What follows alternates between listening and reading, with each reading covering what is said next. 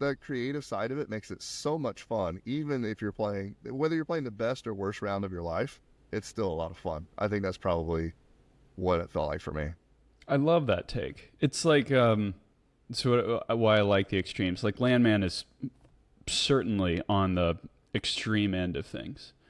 I play so many golf courses now where it's 7 iron, 15 feet left of the hole because there's a bunker right, and then my putt breaks 4.5 inches left to right, and whoop-de-doo onto the next. Landman, there is none of that. There's like, oh my gosh, there's this massive feature that I have to avoid, and there's something I have to hit this shot.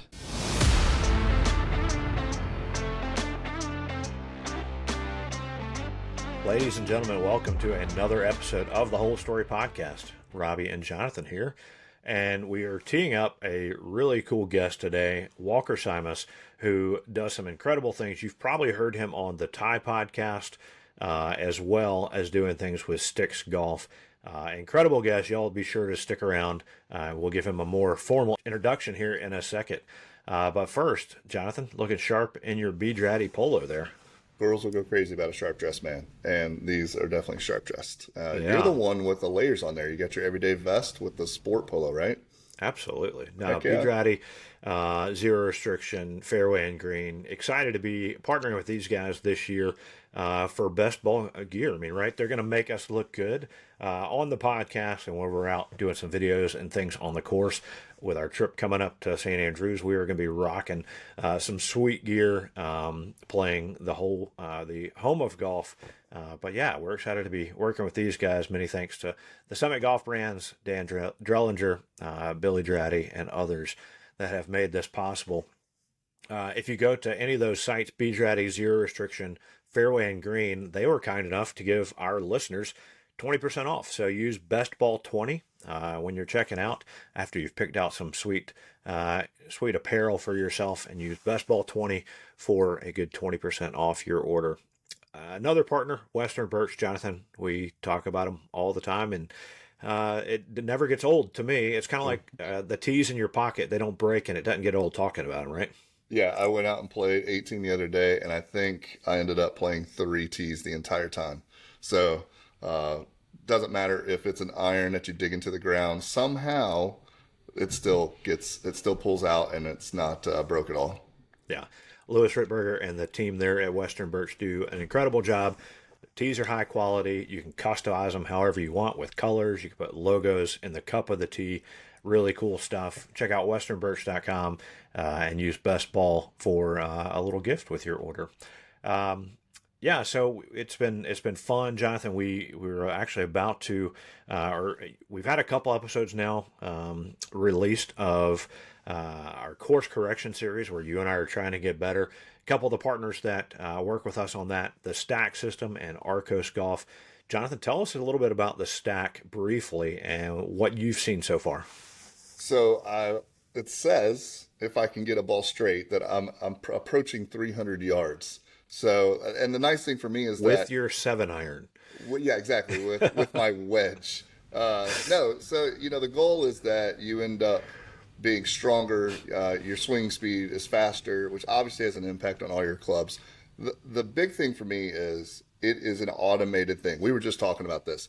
It tells me that Wednesday after 12 o'clock is your next workout. And then after you're done with that, it's going to tell you exactly when your next workout's going to be. And so for those of you who can't seem to get into a rhythm or motivated to do it, it's going to take 30 to 45 minutes max, right? That's including the entire 15 plus minute warm up. It's going to walk you through step by step. There's even a countdown timer of after you've done your swings, stand around until this is next, which gives you time to do those super easy, change out the weights. My little bit of OCD is nice because you can line up the lines and the numbers and everything, and it looks nice and pretty. So I can't say enough, just in terms of your core strength getting better, a natural swing path, and if nothing else, you're thinking about how you're swinging either a real club or, in this case, the Stack System Fake Club, 20 to 30 times, actually watching the line and how you're moving And you can even try some stuff out without worrying about where the ball's going, right? If I turn this way, does it make my swing go faster? If my club plane is better, does it make my miles per hour go up? So I've enjoyed every moment of it, hoping that I can get back into, I always say like baseball, like fitness, where my core was looking nice because I swung about 1,000 times a day. So this is my golf version of it in my mid 40s. There you go. Yeah, it's been fun. If you follow the link in the show notes, you can get a little discount from the Stack System. We appreciate those guys. Another partner on our course correction series is Arcos. We talk about data all the time, learning how to get better. They're giving us suggestions. You know, Jonathan, I play around and I look at my profile and I look at where I'm losing shots. It should be obvious, but I've played golf for 40 something years and hadn't figured out how to get really better. And this has given me all the data that I need. And right now it's, shots from 150 yards, which you and I know are ones that can get away from us. I'm losing a lot of strokes there, losing a lot of strokes in my up and down game. So it gives me recommendations on how to practice. So Arcos Golf is a great friend of the program. It's been fun. We're slowly getting a little bit better, seeing handicaps starting to drop. So it's been a lot of fun. But check out Arcos Golf. We've got a link again in the show notes for you guys to get a little discount. You know, one thing we probably don't talk about enough is we want more interaction with our guests and our listeners out there. If you have a guest recommendation, please reach out. DM us on any of the social media channels. Shoot us an email at info@bestball.com. We'd love to hear from you. Ask questions. Like, I think it would be fun. We haven't done this at any point, but shoot us questions about some of our guests or anything out there, and maybe we'll have a Q&A episode one time, Jonathan, where people say, why are you guys so bad at golf? And we can explain more about why we're bad at golf. Video proof. Video proof. Well, so we appreciate those folks. But yeah, we've got a great episode. Think you guys will enjoy it. Check out the great things that Walker is doing with both the podcast, the Tie podcast, and with Sticks Golf. So without further ado, Walker Simas.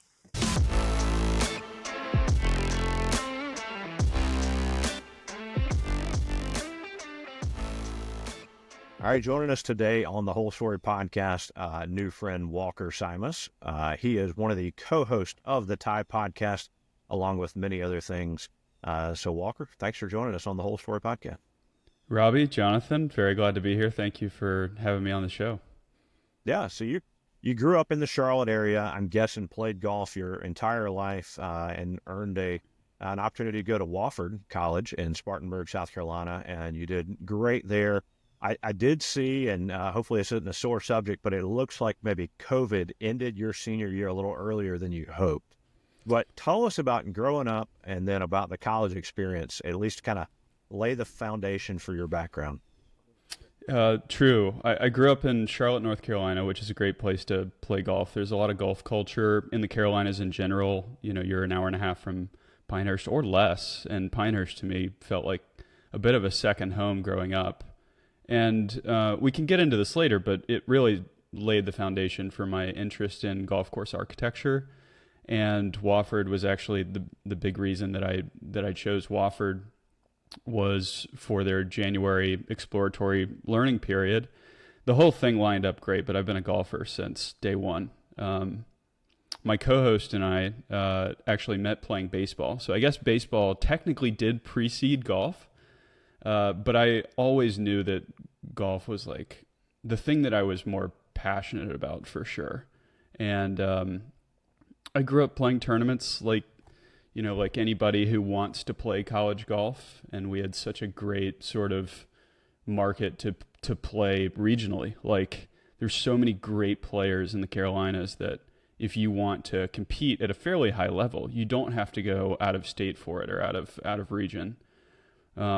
By the time I was later into my high school years, I did venture out and do some more bigger tournaments, AJGA stuff, or even some national stuff. But I think the important thing is like if the competition is good where you are, you can stay where you are and play, and still be able to play college golf. So that was the route that I took, and Wofford was a tremendous place for me to be for 4 years. Ironically, Robbie, I know you're in Columbia.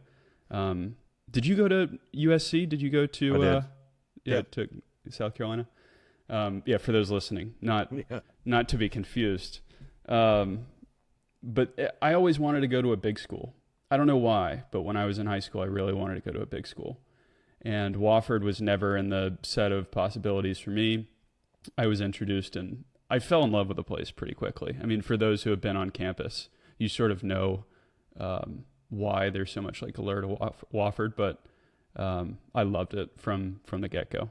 Yeah, I mean, it's the smallest D1 school in the country, and the campus is beautiful. Obviously, for the longest time, it actually now has changed, hosting the Carolina Panthers training camps and stuff. The Panthers dumped a ton of money into what was already a great campus, and it made it beautiful. So I'm sure you enjoyed your time there. And we were talking, I guess, prior to, and this will kind of help shift the subject, but we were talking prior to, my son went to Wofford as well, and that interim January term was, doing a little research on you. That was kind of one of the big draws for you, because you took a pretty epic trip, to the Southern Hemisphere, right? Tell us about that experience. Yeah, I mean, so when I was in the recruiting process in high school, my big sort of focus, it's really hard. I mean, you guys know this, everybody knows this. It's really hard to sort of predict the future. But I thought a lot about pro golf when I was in high school, and my gut never set right with the idea. Either didn't felt like I had what it took, or just wasn't the trajectory that felt right for me. And so during the recruiting process in high school, my intention was always to get the most out of a college golf experience, meaning have a great sort of team atmosphere, have the facilities where I could, get a lot out of my game, and obviously have a great coach, and have a great place to get an education. But I didn't want to be sort of owned 24/7 when it comes to my time, and I wanted the chance to explore, whether it be different careers or the ability to travel. And Wofford opened that up for me very, very quickly. If you go to Wofford, you're forced to do 4 periods of this Jan term that they call interim. And the purpose is exploratory learning. So you have 3 options. You can take a class that the school offers. Usually it's learning how to brew beer or finding the best barbecue in the Southeast USA. But freshman year, I did a study on coffee, and I love that. It's very hard to go in and create your own internship, which is option number 2. And that's what I did my sophomore year. You get to, link up with anybody in the professional world that you see fit and sort of propose your own internship. And then the third option is you can go abroad with a school-sponsored program. So going into my time at Wofford, I was adamant that I wanted to spend my interims well, and I wanted to travel. And Robby, Jonathan, I don't even really remember how this sort of process took place, but I was on Twitter at the time, now known as X, and Instagram as well, and I was existing in this same sort of golf world that we exist in now. And I was not shy of sending out to, DMs to people that I appreciated and thought did good work.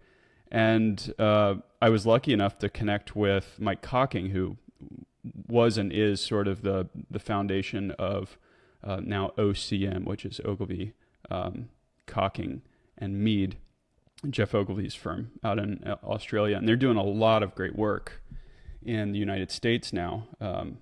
Medina just finished. I mean, there are a couple others in the Northeast that are really attractive. But, at the time, I don't think they were huge over here. And they had done some great work in and around the Mornington Peninsula, redone a lot of great courses in the Melbourne Sandbelt over in Australia. And so the conversation started very gently, but moved towards hey, this is actually a real option.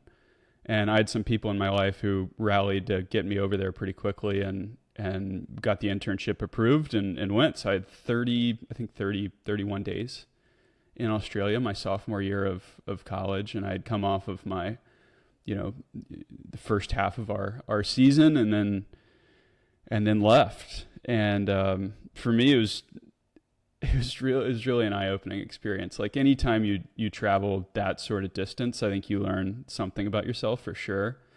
And at that age, you have a lot to learn about yourself. And there were a lot of questions that I had about, golf course architecture and design, and specifically construction. Like, construction is a much different deal.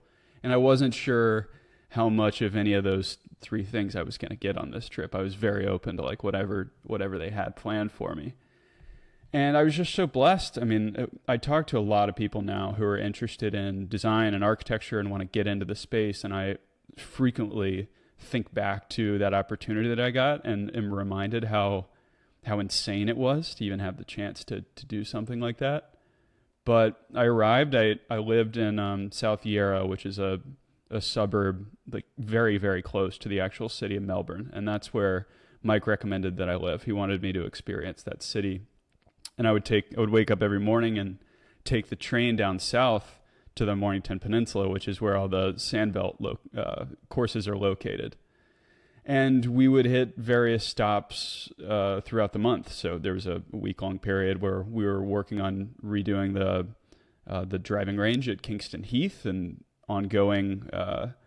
They had a renovation at Peninsula Kingswood, which has turned out to be this unbelievable course. And I learned how to build, Sandbelt style, loam face bunkers there. And then the best part, the most enjoyable part of the process was studying the golf courses in the Sandbelt with Mike Clayton. And Mike Clayton is now with a group called Clayton, DeVries and Pont. He's a writer that I grew up reading his stuff about golf course architecture, and opinionated, but like somebody that I really enjoy learning from. And to have the chance to walk, a dozen or so golf courses, some of which that he helped design, was just so interesting to me because, if you get a tour around any business or any sort of thing that anybody has helped create, somebody who understands something like the true nuances of a product or service that they offer, they can show you stuff about that product or service that is like far beyond what you could ever see with the human eye. And so we would walk golf courses, and I would walk around thinking that I halfway know what I'm talking about. And he would point out little mounds and ridges and greens and talk about history and who's been to Australia and done these same walks and picked out different things that I didn't, or just told me examples that I would have never conceived in my own mind. And so that really opened up to my eyes. So like how much I did not know in the golf course architecture, design, construction space. And I left that trip, it kind of in a practical way, like facing jet lag a little bit, trying to get right before the spring semester of a new season of competitive golf. And I put it to the side for a little bit. Like I took some time to not think about it very much professionally. And ultimately I did end up returning to the space, and COVID had a lot to do with that. And it's just a funny ride, and it's funny how all that happens, really. I'm still trying to figure out how you go to your parents. You're like, okay, hear me out. I know I did coffee last year, but Australia, golf course design and moving dirt, this sounds like a really good option. And Yeah. It sounds like you had the support of everyone to go, yeah, let's give it a ride. Let's see what happens. Yeah, that's one department I've been very lucky in, is I have a lot of support. And there have been, I will say, there have been quite a few, what are we doing here? Leading up to even current day. So those are important conversations to have, though. And they've all resulted in good things. I don't regret any of those decisions. As someone that if I tried to do that in college would have to find out a newspaper clipping, so probably at least 15 to 20 years in advance. Listen, most of life is figured out with what the heck am I doing here? So That's right. Not a bad place to live. So you say you kind of set aside a little bit just in terms of trying to get maybe back into the groove of real life and the upstate. How do you see, though, that experience, those nuances that you talk about on a golf course, how has that changed the way you play golf, the way you see golf, even the way you experience it just from, walking up to the first tee or thinking about courses you're going to play? I think golf course architecture is one of those things that's like, you can go as deep in the rabbit hole as you want. You can get lost in there, never come out. And to a point, I think you can overanalyze. And for me, I sometimes find it hard to separate. For example, sometimes I want to be focused on like the match, and I'm busy admiring, something about a golf hole. And sometimes the opposite is true, and it just depends. So unfortunately, the answer is it kind of comes and goes in waves, and certain places really inspire me, and others that I'm with just like don't see it. I love like municipal golf courses, and I can really appreciate land that is left alone, and land that like people just don't do too much to. And I think sometimes others sit there and say, I don't see what you're seeing here. That said, I really appreciate the funky and bold stuff too. To summarize it all, I would say that I love the variety. Like, I love the extremes. I love courses that are barely touched at all, barely maintained, yet are still standing there. Like, they haven't been converted into a multifamily development. Yet at the same time, like, I can appreciate something that just shouldn't be there at all, but is, because people have just put crazy money into it. The variety is important because I think the variety builds in room for stuff in the middle for us to decide, like, yeah, what is really good here? What is like the best use of this land? Beyond that, even, my ultimate passion when it comes to golf course architecture, mainly like these destination type golf courses, is I view it as a way to preserve land. Like, it sounds pretty dumb, because if you have a plot of land that is tended by nature or something, it sounds like hypocritical to say that we're preserving land by putting a bunch of money into it and burn a bunch of diesel and bringing a bunch of dozers over and then grassing it and covering it with pesticides a couple times a year. That said, if land is going to eventually be used for something else, and it can be used for golf, and there's like a certain mindset that goes into the construction and the build out of the place, I view that as proper preservation of land and like a good thing for humans, and communities even. Like Winter Park 9, I had a conversation with another group of podcasters the other day about Winter Park 9, and just like what a beautiful example it is of a relatively small bit of land that benefits a community, but it needs the right approach. Like, you need the right sort of ethos behind it for the thing to work. Otherwise, it's a waste.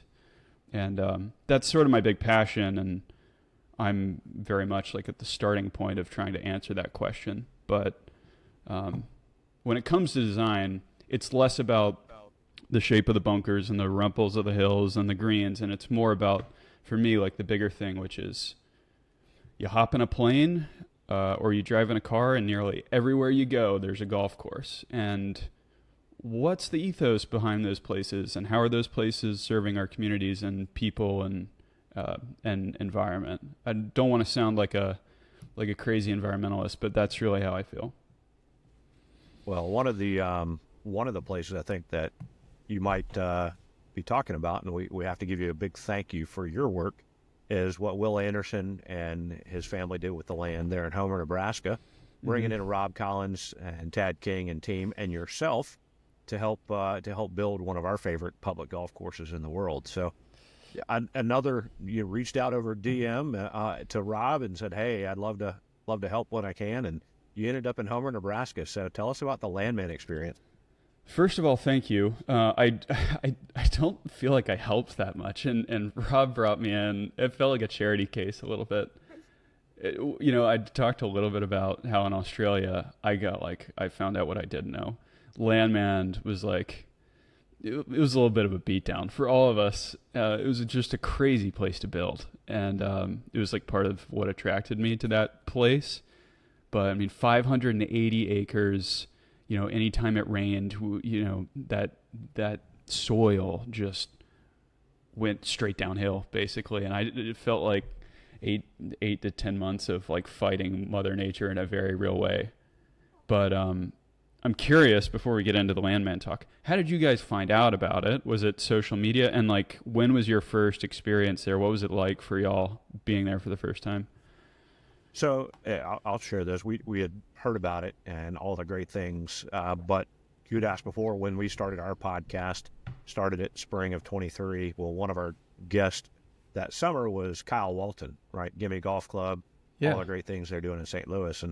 And talking with him, we finished the conversation. He's like, man, you need to talk with my buddy and come be a part of this thing we're doing. And so in late September of 2023, Jonathan unfortunately was not able to make it, but I went by myself, jumped on a plane with clubs and ended up in Homer, Nebraska, and experienced a few days of Landmand, and got to go back this past fall, and just absolutely loved it. I describe it as my happy place in golf, because it's the coolest experience, and the people I've gotten to go enjoy it with, including Jonathan this past year, just make it combine great people, amazing course, and a lot of fun. So yeah, it's a wicked and wild place. Jonathan, what do you think? Well, I think you're underselling yourself. You say you didn't have much to do with it, but I feel at some point there was a comedy sketch going, hey, let's make a really big green.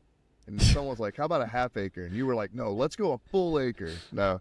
I can promise you I was on the other side of that argument. That said, the 17th green, like truly like an item of study. I mean, right. Like it's crazy. Like you see photos of it and you're like, wow, that looks really big. Like in context to, let's say you're looking from the tee, like in context to the clubhouse, like you could put 40 of those clubhouses on that green. Right. I tried my goal my first year was not to 4-putt, and I made it the first year. This past year, the wind was howling into us on day 2, and so on 17, so everybody was short. Well, I hit an approach shot to the top tier of like the 4-tier green. It's like the hardest.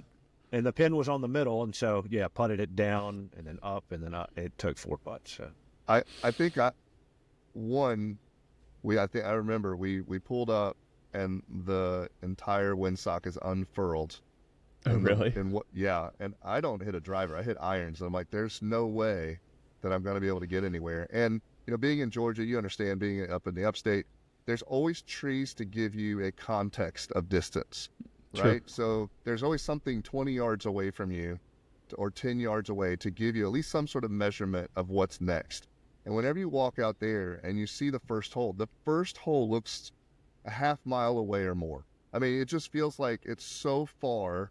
There's no way in the world anybody's ball is going to make it to the fairway. And then you hit it and it's just there.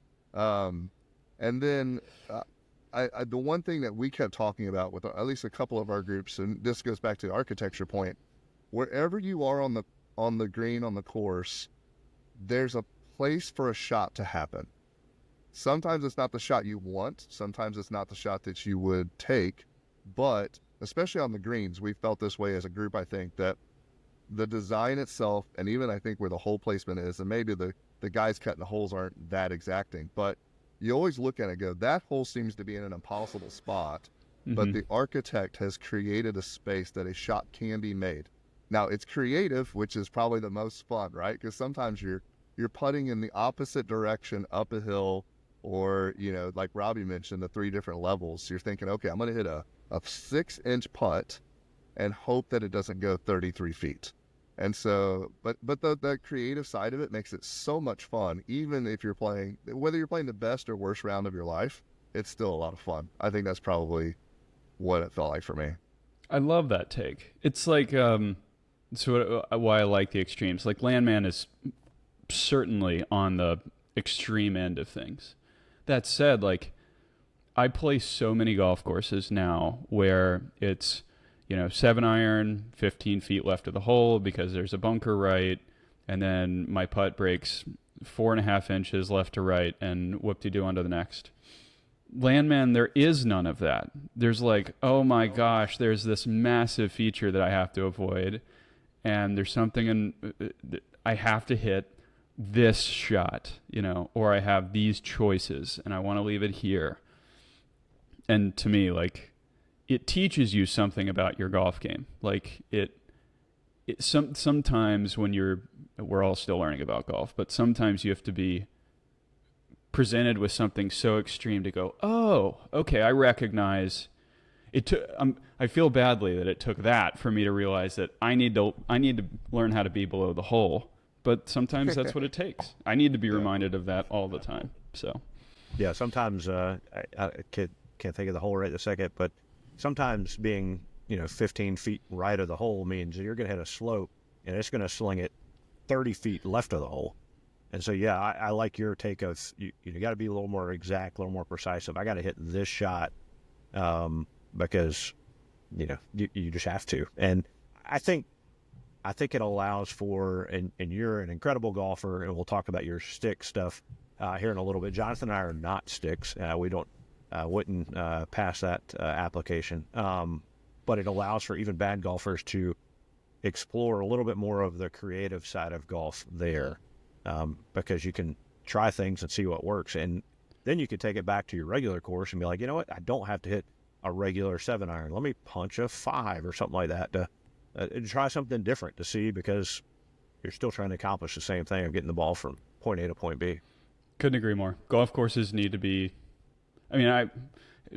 Trey, my partner Trey, Henry, my podcast partner, we talk about this all the time. And I spent all summer up at Doak's new course, credit to Trey, High Point. And I've learned a lot about Tom Doak this year, and sort of how he builds in room for all golfers. Like it's so important to have a space where everyone feels comfortable to advance the ball.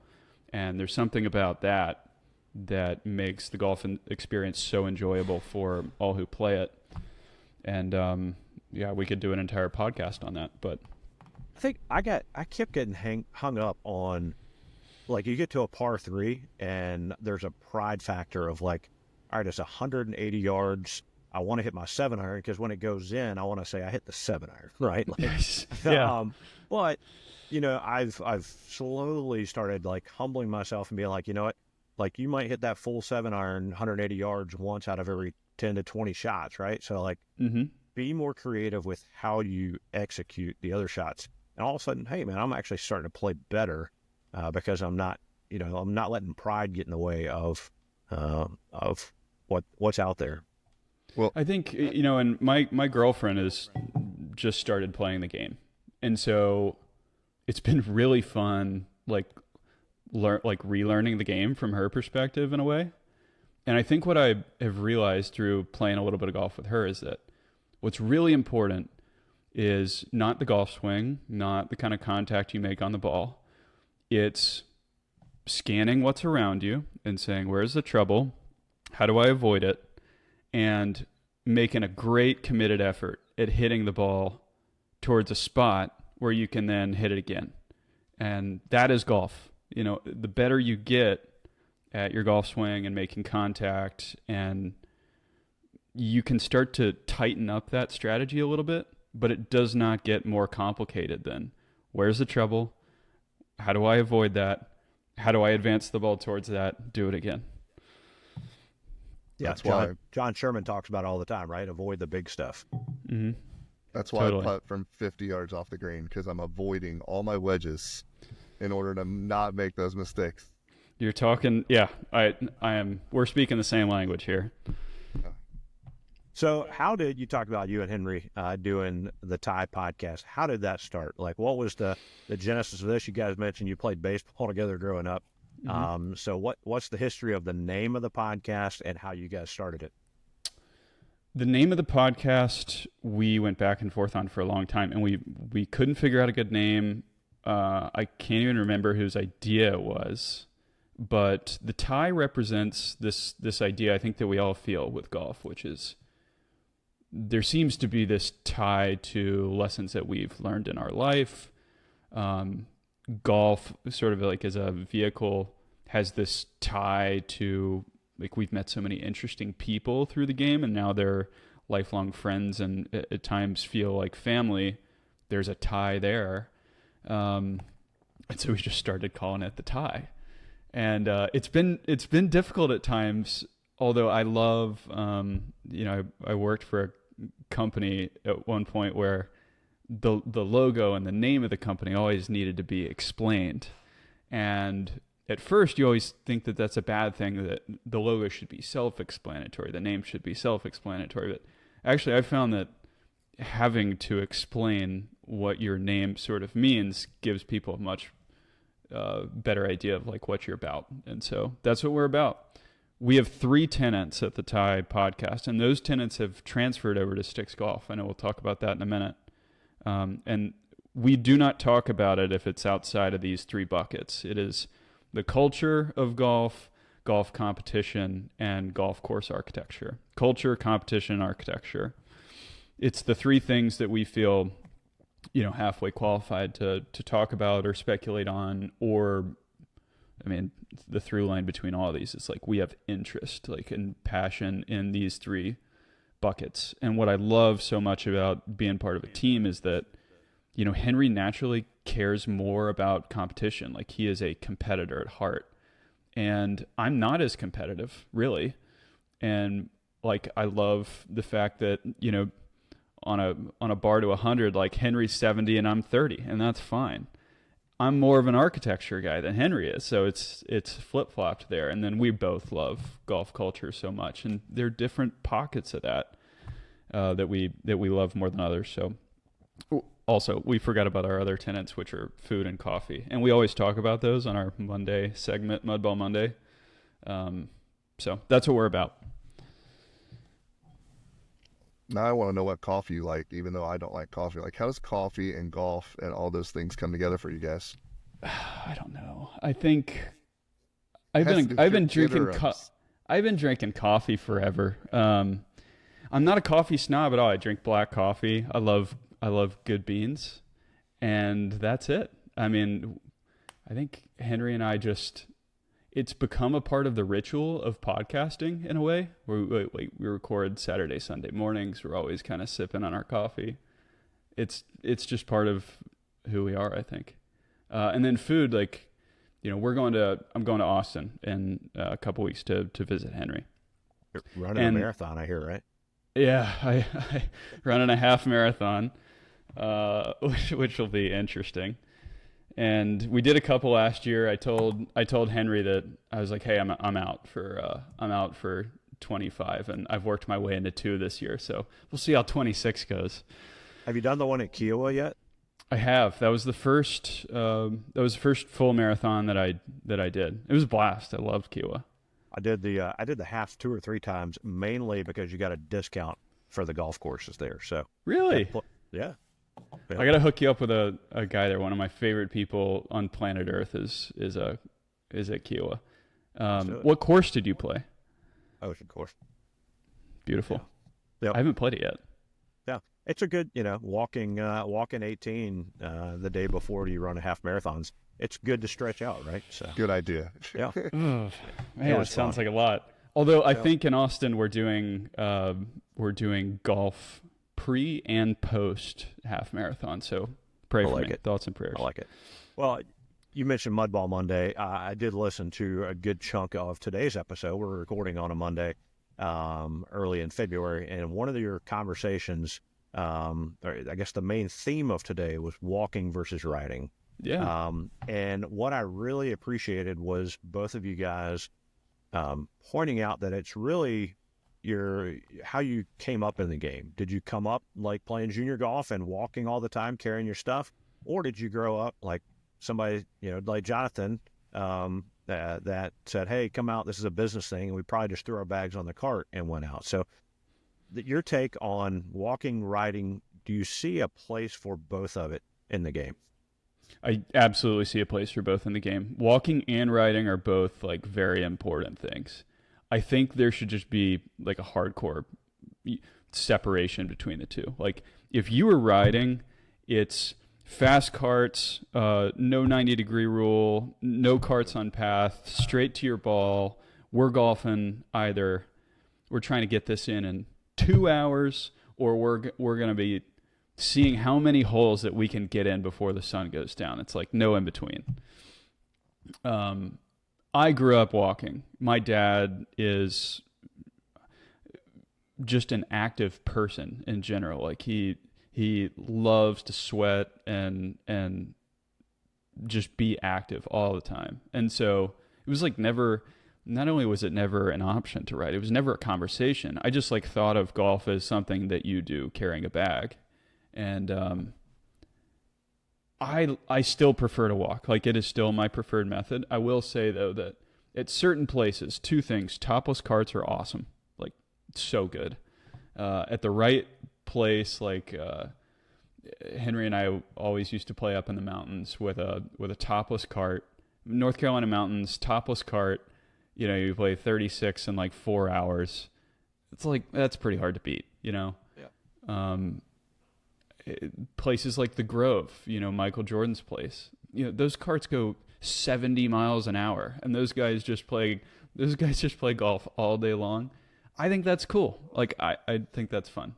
But to me, if you're playing a golf course that you want to learn more about or are interested in or super beautiful, like, walk it, because there's so much stuff that you miss. Also, with tournament golf, with professional golf, if you compete in any way, shape, or form, I think this is a bigger deal for the mid-ams, because typically, like, mid-am competitive golfers ride. That's the way it goes.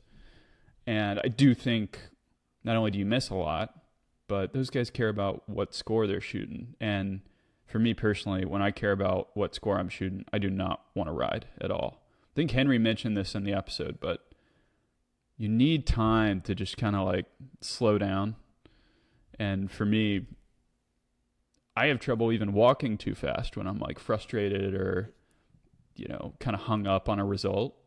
And so I always have to force myself to like slow down my breathing, slow down my walking, and riding's not conducive to mentally recovering before you take the next shot on, I think. What do you guys think? Well, I was just thinking golf courses should have like a walking Wednesday. Whenever you think about the pace of play, what if you just pick a day and like, hey, it's Wednesday, everyone walks, but we're going to start everyone 15 to 20 minutes apart. So that way you've got the time and the space to enjoy. We want you to be here for the entire day. We want this to be a 4 to 5 hour round, and we're going to give you that space where you don't feel like someone's jumping on top. A lot of times I'll go out, or Robby and I are going to go walking across the pond here in a couple weeks. And so we tried to start walking more.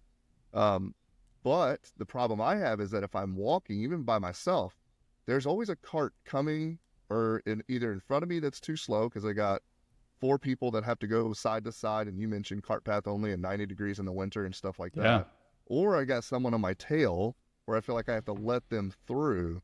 And so I don't know, if you're a golf course owner out there, maybe play around with that, especially like during the winter, right? Where you could say, hey, this is walking only on this day of the week or this day of the month, and we let everyone just enjoy the view and the space. I love walking only clubs. Like, they're few and far between, and sometimes it comes with this like sort of like sticky expectation of, or like this air around it, like, ooh, we're a walking only club. I think it's really important, like, to choose, especially with private places. Like, you have to decide what this place is going to be and what it's going to be about. So I'm not hating on that. But when it comes to public access places, and like the majority of people listening to this podcast are like, okay, I ride with my buddies and we go out on Saturdays, and it's hard to get a morning tee time, and like it's always packed, and the golf course isn't that interesting. I'm not trying to, study anything necessarily. Like, riding's a better option for me. Like, I'm all for that. I think that's great. In fact, I played a bunch of those rounds in college whenever I could, because ironically, most of my like core group of friends were not athletes, and they love to go play golf, and they love to have a few beers and hook up a massive JBL speaker to the back and just let it rip. And like, I'd love that version of golf. I think it's super important.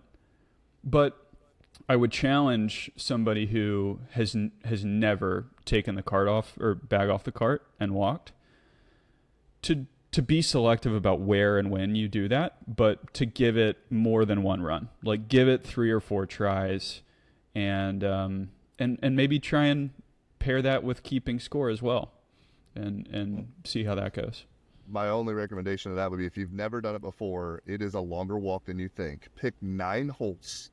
Yeah. Because, Great every advice. time I've walked, even as I don't know if I'm fit. I'm not fit. I'm trying to get more fit as an older man, middle-aged man here. It's like a 5-mile walk. That is not a normal thing in most people's life. So Well, if you're thinking, I think I'm gonna one of the jump in. challenges, though, is a lot of the courses, and to the course architecture thing, a lot of the courses that are public access, there's a cart path that it's a good 1-minute ride from the green Yeah, at that's one true. through the woods to like the next tee box, because they had to build it around houses and whatever else. So for a walk, right, you just added another hole to your round because you've got to walk from a quarter mile to get to the next tee box. And we talked about Landmand. Like, I'm not an advocate of walking Landmand. I would love to do it. Have done it many times. Wow. People shouldn't walk that place. Like, it's not good for the program out there. But there are places where you should just never ride. They're just, one thing that I love about golf is that it kind of forces you to never stay still. Like, if you're interested in playing great golf, like, you could just, you'll pass out and die before you ever feel like you got good enough. And if you're interested in golf courses, you'll do the same thing before you feel like you have seen all the places you want to see or understand what you want to understand. And you just never stop. So, my only advice would be, like, take that to heart and try different stuff with golf. And more than likely, you will discover something that you love, And I think for me, that was like riding. I grew up as a walker, and I do like riding at times, but it has to be the right situation. So Absolutely. When you walk, are you still hardcore, like back strapped and everything else, or have you moved into the push cart era of your life? Good question. Henry's a push cart guy. I'm not going to knock him for it. There's a little gap of understanding there, but I get it. I love like a half set. We actually had this discussion yesterday. Is a half set of clubs, does it have to be 7 or can it be up to 10? We don't know. My opinion is that you can carry 10 clubs and still call it a half set. That's my type of thing. Like, I'm in favor of keeping most of your wedges, going every other iron, woods driver putter in a single strap bag. And yeah, every once in a while you get a number where you have to go down a club and try to crush it, or up a club and try and feather one in. But to me, that's the best version of golf, because you feel like you have nothing on your back. Jonathan right now. Well, I know, right? Like, he's looking in the back of my truck right now. I just got the great. single strap. I did have to realize that I have to putt differently, because whenever you carry a single strap for 18 holes, your right shoulder starts to sink a little bit. It changed. I'm not joking. Like, I called Robby. I'm like, I had to switch my hand grip whenever I putt now. He's like, why? I'm like, because my right shoulder was a little tired. I will say, try to flip it. One thing that I overlooked and I shouldn't have is, like, I grew up my whole life going to the range and talking to older individuals who would always say, like, damn, like, you're so, like, limber, like, you don't even warm up and you can just hit a 3-iron off the bat. And I was like, yeah, but I'm 19 years old, like, I should be able to do that. I'm 26 and, like, I feel it, I see it, like, 26. It's getting harder. I can, it is not as it used to be. And, I don't look forward to 40. So I'm soaking up all the shoulder mobility I got left. Easy. We were just at the beach. Robby and I were with a large group that we've gone golfing with for years. And then there was a pause, and now we're back. Of course, it snowed 5 inches, so there wasn't a lot of snow.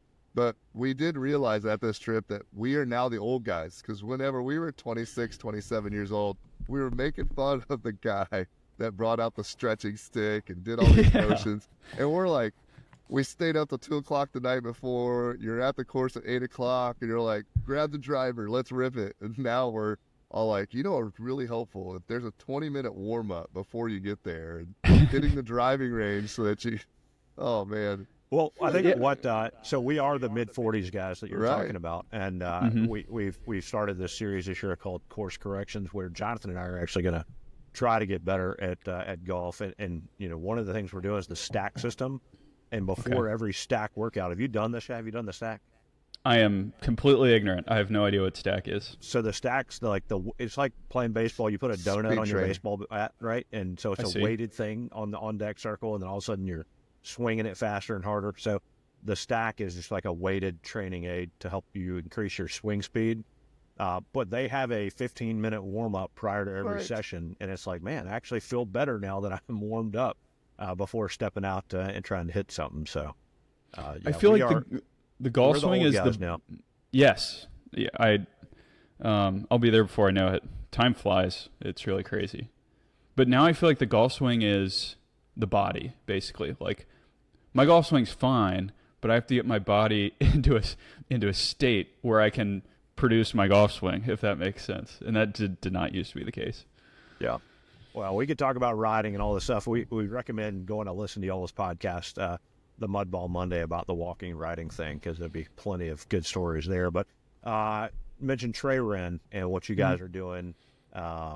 You've got these strike missions with Sticks Golf. So tell us about that. And did I even hear, like, you guys are roommates now down in Florida and working together for Sticks. So tell us about that a little bit.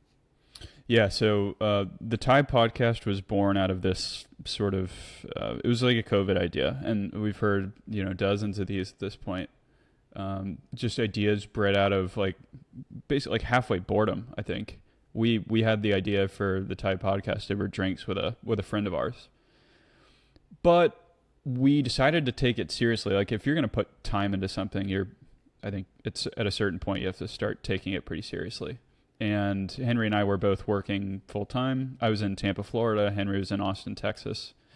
And we decided to be really consistent. Like, we were adamant about that. We always approached it as a vehicle in a way, like building and you guys know this very well. When you build a portfolio, like, the main job is consistency, because what people look at, like, when you have very few eyeballs in the beginning, people don't necessarily value each podcast that comes out. They value the portfolio that you have and that you're building. And so we always took that sort of outlook where it's not about each podcast. It's not about the views or listens that we get on each podcast. It's about the quality of the portfolio that we're building. And we took a lot of pride in, like, the handpicked nature of our guests. And early on, that was like a big thing for us. And then Mudball Monday, I think, took us a while to, like, kind of find our stride and develop, like, a voice there, because it's hard. Like, it's hard to get on camera and put a microphone in front of you and not worry about, like, what people are gonna think about the words that you say. And it's funny, like, how long that takes to kind of get by that. But ultimately, I think what I sort of decided, and something that Henry and I talked about a lot, which was like, hey, we're both working full time, and to me, audio seemed very limited. Like, I was very aware of how many times I had the opportunity or wanted to listen to a podcast each week versus how much I wanted to, like, click into a YouTube video at the end of the day and, like, learn something or see something new, or how much people are on their phones scrolling Instagram and this short form type content. YouTube golf was, more or less, like, the foundation was being built out at that point. And we just made a decision, I would say a year and a half, 2 years into our podcasting, that we wanted to pursue video. Like, what does that mean? How do you do that? And along the way, I met this guy named Trey Wren, who's now my roommate and business partner. But we, and former guest of this podcast, by the way. If you haven't listened to that, go hammer it. I met Trey. I got invited to an event in Aiken, South Carolina. I guess New Holland, South Carolina, at the Tree Farm, Zach Blair's project, and The Ringer. The Ringer. That's exactly right. And it was funny. I was in the thick of it at work. I worked in the golf industry, so I worked for a turf equipment dealer at that time, and I ran our rental operation. So it was like, every superintendent in Florida is trying to aerify their golf course. And like, I was in peak season, like, and I really did not have the time to go up to Aiken and play 2 days of golf in the middle of the week. And I got the call to do it, and I kind of recognized what kind of opportunity it was and made my way there. And Trey and I just hit it off. Like I had appreciated his work and was a big fan of kind of what he was producing. But as you know, like you've got to meet the person. And I was just a big fan of the work that he was putting out and his longer term vision. Like he had begun working for Rod Trump at High Point Golf Club. Rod is the founder there, also has an incredible vision. And, you know, Trey had kind of been taken under his wing a little bit and been given the opportunity to tell that amazing story of kind of the, Doak's opportunity to redo that golf course after, doing it. That was his first one. And kind of was in lockstep with Trey while working full time, while doing the podcast for about a year. I mean, it was really a little bit more than a year, but it was always a conversation that was building towards this jump. And so, I had an opportunity to leave my job in July of 2024, and I did that, and I moved up to High Point Golf Club, Williamsburg, Michigan, and I went to the all cash system, and I caddied for the new members of High Point and their guests all summer, which was such a treat. Amazing people. There's just such a mystical sort of atmosphere around that place. It was a combination of the story and just how beautiful that land is up in northern Michigan, and the sort of like recency bias, and like everybody was so excited to just be there and experience that place. And it was a really cool summer, and having the opportunity to watch Trey sort of help build that brand and see the way that I always love being around. It was like my thesis in my early 20s was like, be around people who own things and get as close to them as possible and see what decisions they make under pressure. And, being able to see Rod Trump like get in there 6-7 days a week and make High Point what it is was a really cool experience. And I feel the same way about Trey. I mean, we worked really hard to get out of that September, October, November time period and start doing sticks full time down here in Jupiter, Florida. And it's been a great run. So basically where we started was this travel series called Strike Mission, which you mentioned. And Trey's just got this really cool sort of setup, like this really cool idea to capture high quality golf on high quality golf courses with like a storyline. It's YouTube golf, but it's not too score centered. We're not capturing every shot, and it's on golf courses that people want to learn more about. And it's been a really fun ride. We've got some other stuff cooking, which I won't share today, but it's been one hell of an opportunity, and I'm excited to continue building sticks into something that I think is going to make a real impact in golf. It's going to be really cool. That's awesome. Jonathan, were you going to say something? No, go ahead. You talk about YouTube golf, and there is, I like what you guys are doing, high quality golf by good golfers. There is it seems like a few different categories. You get your pros that are now trying to do a little bit more, the Brysons and what Phil's doing.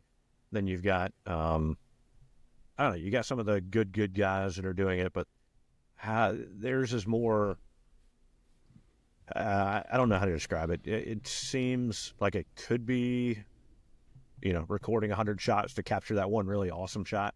And I think there's a place for all this stuff. But I like what you guys are doing, because y'all are college golfers that are still really good at golf, and you're documenting not only good golf, but at places that people want to see. And I think that's the combination. Some of the videos we've put out, we've published these even podcasts to YouTube, and we've gotten to go visit. Yeah. Like the tree farm, Well, we just talked to Drew King with the tree farm. We visited Tobacco Road. We've done like the Caledonias and True Blues, and we've got some more on the way.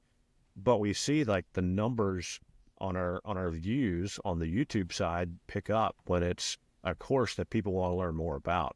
And so I think what you guys are doing is important because, for somebody that can't go play, a course in Jupiter or, Austin or wherever else, you can experience that through folks like yourself. So thanks for what y'all are doing with that. It's going to be fun to continue following that journey.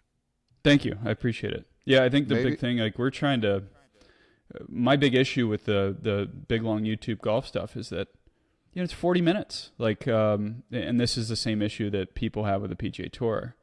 Like there's a time and a place for a 40-minute episode, but by and large, we want to respect people's time on YouTube. And if we can cover a really great golf course and show you some interesting stuff in 10, 12, 15 minutes, we're going to do it. And that's where we're starting. I don't know where it'll take us, but that's our outlook on it.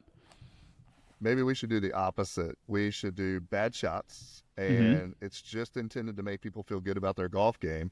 And you can just record me playing golf, and then all of my bad shots, and everyone will be like, hey, I do that, or I'm better than him. That's right.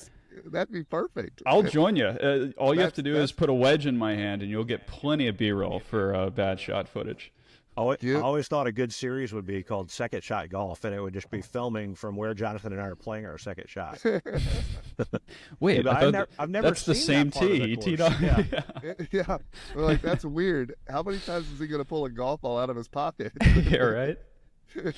Oh, man. Well, one thing we do on our podcast is we always ask about memorable shots, but we kind of wanted to throw a little ode to what you guys do on Mud Ball Monday. Y'all do this thing called Dirt, where you talk about drinking, eating, reading, and thinking, and we've kind of modified it best ball style here. So, in the thoughts of your most memorable golf shots or golf stories that we love to hear, all right, we're gonna do a Dirt. The first one, D, don't want to remember. What's your most embarrassing golf shot?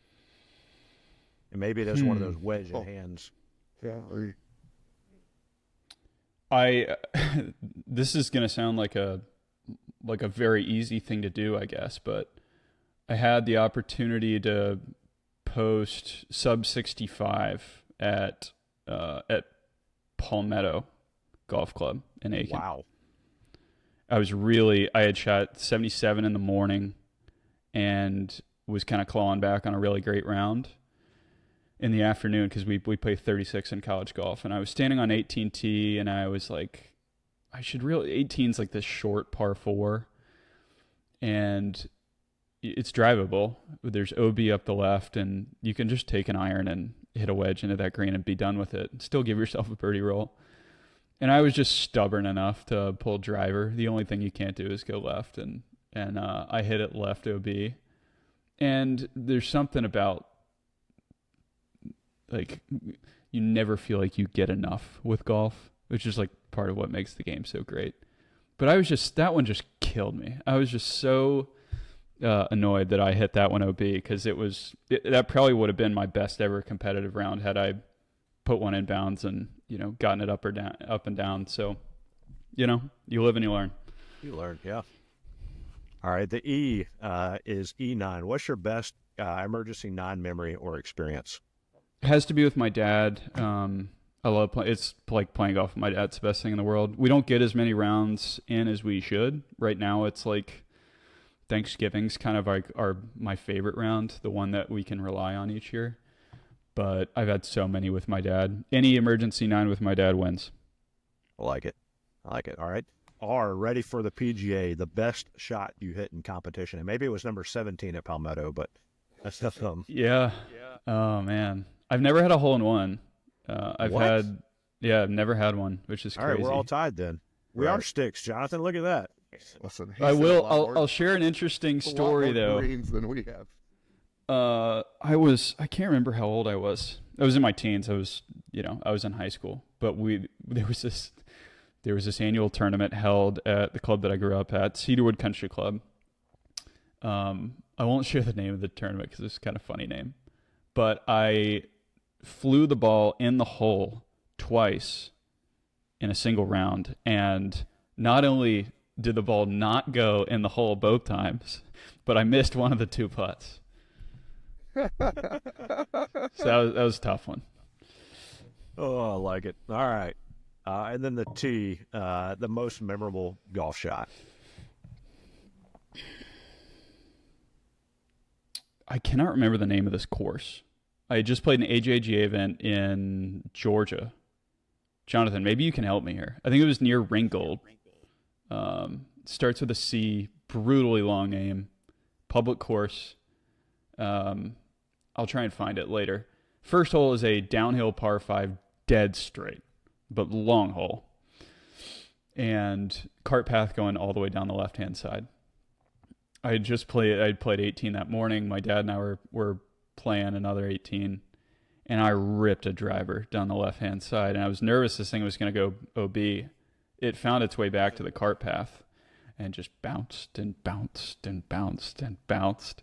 I kept walking, couldn't find my ball. I was convinced that it went in this little creek short of the green, and I found it right near that creek. I was 25 yards from the front edge of the green. I think the hole was 600 yards or something. Wow.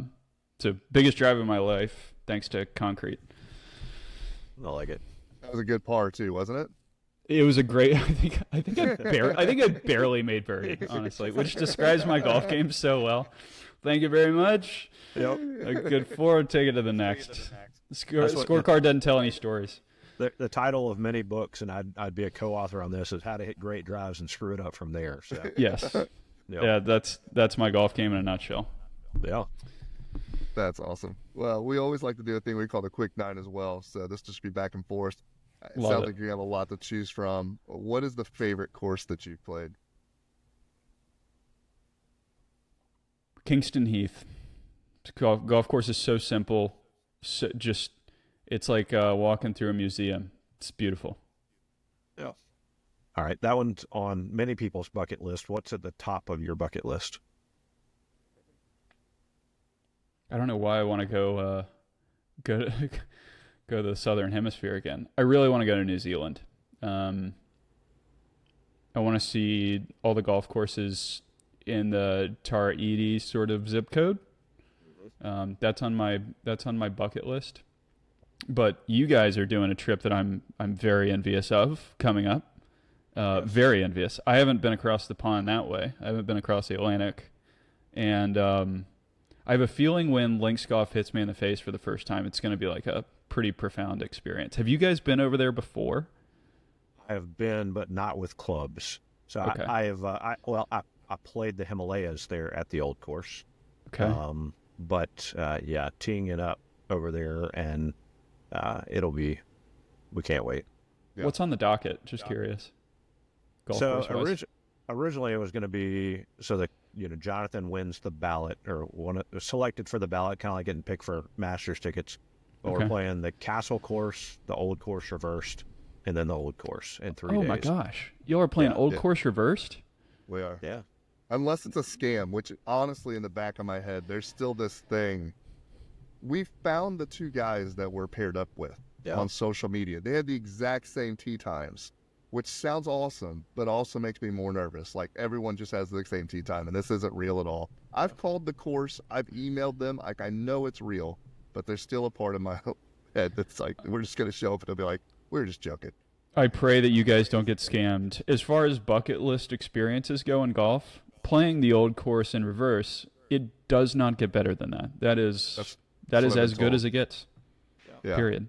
And because we're gluttons for punishment and try to squeeze it. Whenever, I don't know if you're like this, but whenever you do a golf trip, like I love squeezing it as much as possible. And a buddy of mine, we were walking at Old Barnwell. He's a member there, but he had done with his wife and a few other couples. They'd gone to Ireland like back in September, and he ended up joining Cairn over in Ireland as an international overseas member.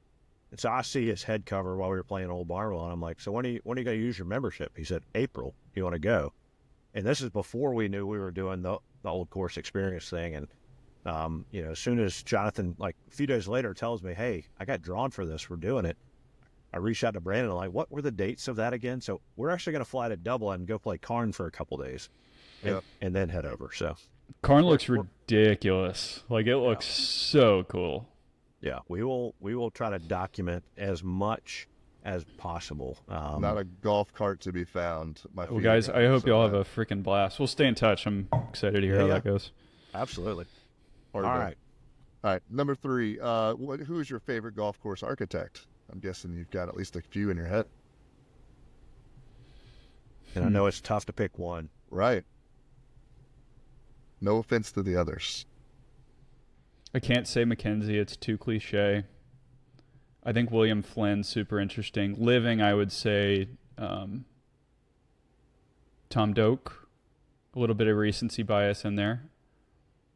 God, there's so many great ones. Willie Watson.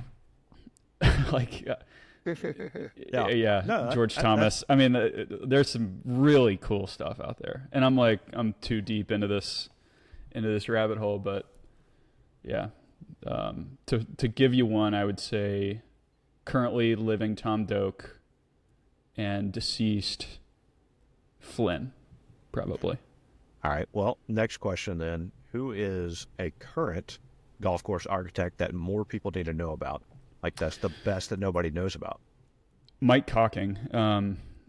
And perhaps I'm using this answer on somebody who is already going to succeed in a very big way, and maybe I should use it on somebody who's more up and coming. But I say this because, OCM is very new in the U.S., and more than likely in 4 or 5 years, people will know a lot about them, but they are not new. They are very experienced, and they have done like Michelin grade work over in Australia.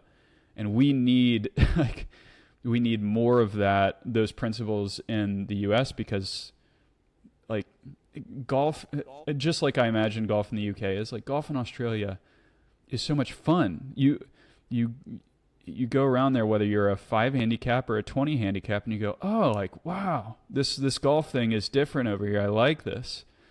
And we just need more of that in the U.S. because most of the people that I know who don't play golf regularly don't get it. They say, what's the deal? So I'm a big fan of Mike Cocking, Ashley Mead, Jeff Ogilvy. I think their whole team is great.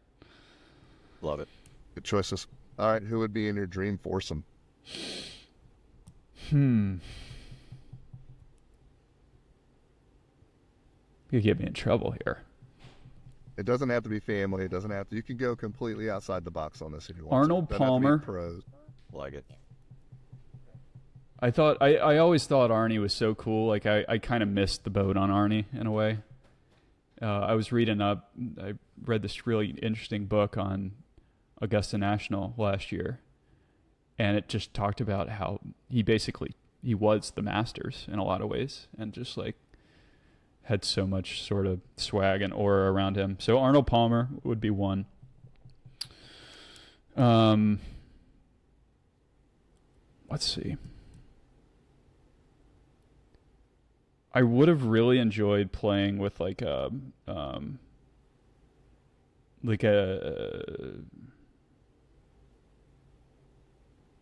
Francis Ouimet or someone like that. Somebody who rode the entire sort of story of golf, like from the bottom up. So Francis Ouimet would be the second. I also think he'd be a really cool guy to be around. Tiger, because it simply has to be done. And I'd love to rewind like 10 years for that, but beggars can't be choosers. I like it. So that would be my 4. First Francis Ouimet to enter the dream foursome conversation. I like it a lot. Yep. Cool. Yep. All right. Are you a music on the course guy? And if so, what are you listening to? Yes, although it depends. Not everywhere, but yes. And to give you one artist, I've been really into Marlon Funaki recently. And I don't know if that's how you pronounce his name, but I'm a big fan. I love jazz. I love hip hop. I love like old school hip hop and stuff. Yeah. But recently I've been more into that like indie sort of thing. I love Kings of Leon. That's kind of my vibe. So like old school hip hop from when we were in high school, or actual old school hip hop? I love like to give you one artist, like I love Nas basically. Just like lyrical, very simple type beats. That's my thing. Stuff from the 1900s. Right. Yeah, From the late basically. 1900s. Big Mozart guy. Yeah. All right. My favorite question always: what is your favorite snack on the golf course? Lara bars. Are you guys familiar with the Lara bars? I don't even know if that's how you pronounce it, but Laura, something like that. Yeah. yeah, it's just like natural. I know what I'm putting in my body. Good fuel. Flavors are amazing. Like very rarely do you find a packaged good where you're like, oh yeah, I ride with like 7 of 8 of these flavors. And Lara bar, I'm like, give me any of them. I don't care. They're all good.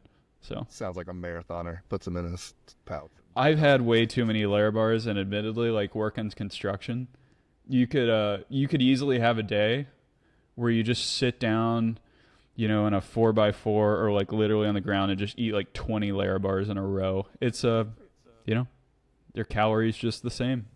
Well, Jonathan made the comment, thinking of our trip coming up, how much walking we're going to be doing. He's like, man, I don't normally eat breakfast, but I need to figure something out. So Jonathan, maybe you need to look into this and load up your golf bag full of these things. So it'll be good. All right. You've probably got a lot, we're almost done with this. You've got a lot to choose from, but what's your favorite golf course logo? Yeah, I do have a lot to choose from. There's so many great ones out there. And you know what? What's the place even called? Indian Lake? Is that what's the place in Miami? We were talking. Trey and I were talking about it yesterday. Indian Lake. It's the place Tom Brady just bought a pad there. Okay. They're like 70 homes. It's in South Beach, Miami. And what I love about their logo, it's like this orange trapezoid with this like old school looking like eagle figure in the center. And I love how it's off center. That's what I love about it so much, is that like it's perfectly imperfect. The easy answer would be Marion, because like Marion probably has the best logo in golf. Yeah. But give you a different answer than Marion. I'm sure that's come up a lot. Sounds like Tom's place is a public muni, right? 70 houses with Tom Brady on course. Yeah. Yeah, it's not a public muni. I don't know much about this place, to be honest. Like I've done a little bit of research on the golf course, never been there, but I need to figure out the right name. I think it's Indian Creek Country Club. Indian Creek, there we go. I love it. It's a Flynn as well. That looks but awesome. I love that. I also love like colors that pop. If you're gonna have a logo, the purpose of the logo is for people to notice it, without being too much. And it's like bright orange. It's like traffic cone orange. I love red. Sure. I think red's a great color. That's why our logo is red, because I think it pops. But yeah, it's a cool one for me.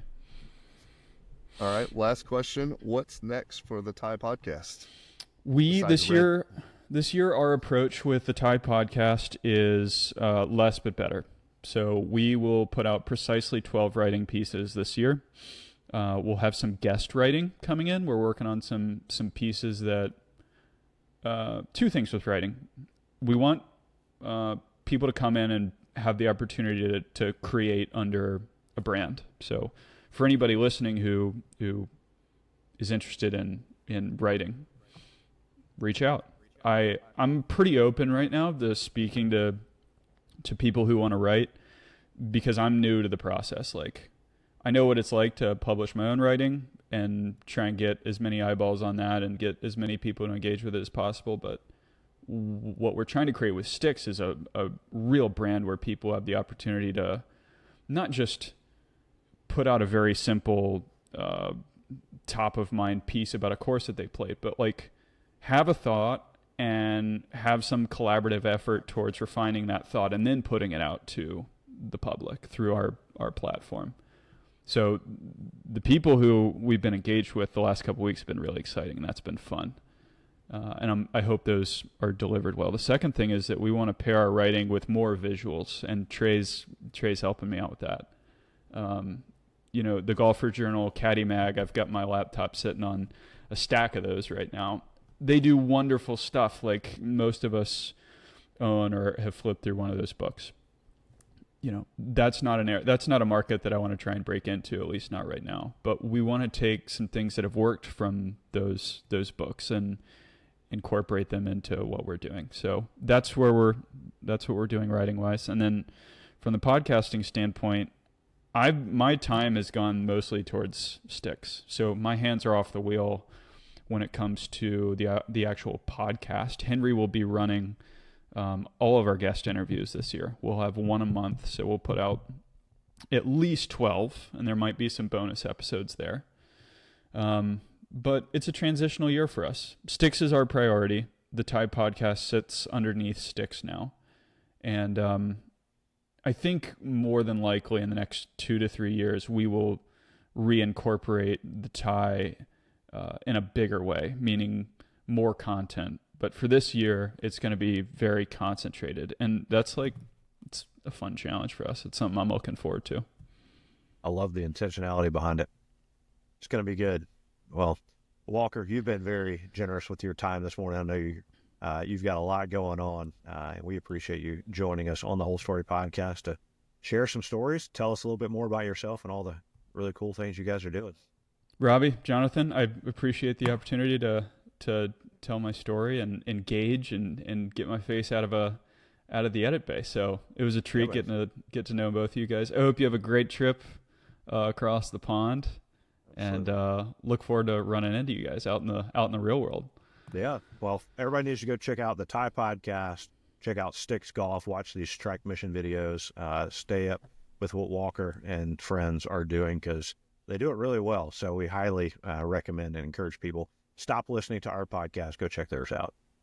So thanks, guys. With that being said, Jonathan, Walker, this is Robby. Y'all been listening to another episode of the Whole Story Podcast.